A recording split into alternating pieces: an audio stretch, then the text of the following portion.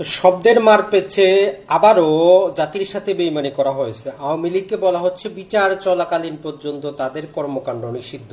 তো এই শব্দটা শোনার জন্য মানুষ অবরোধ করে নাই, এখনো বিজয় মিছিল না করে অবরোধ যেখানে ছিল সেখান থেকে আবার শুরু করা প্রয়োজন, যে কালকের গেজেটে যাতে আওয়ামী লীগকে চিরতরে অথবা আগামী 3 নির্বাচনে তাদের অংশগ্রহণ, দলীয় কার্যক্রম সেটা অফলাইন অনলাইন সর্ব জায়গায় নিষিদ্ধকরণ করা হয়। প্রয়োজনে নতুন আইন করা যেতে পারে, কোনো সমস্যা নাই।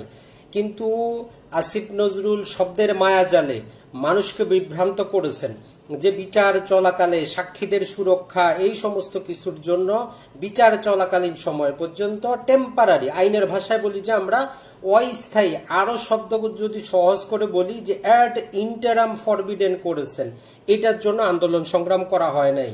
তাই আমরা বলবো যে অবরোধ যেখানে ছিল সেখান থেকে কন্টিনিউ করবে। কালকের গেজেটে আমরা দেখতে চাই যে আগামী 3 নির্বাচন পর্যন্ত, মানে আগামী 15 বছর পর্যন্ত আওয়ামী লীগকে নিষিদ্ধকরণ করা হয়েছে অথবা চিরতরে নিষিদ্ধকরণ করা হয়েছে।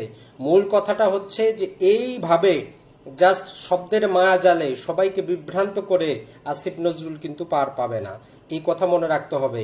আপনারা আসিফ নজরুলের টোটাল ভিডিওটা ভালো করে দেখলে বুঝতে পারবেন এইটা সাময়িক।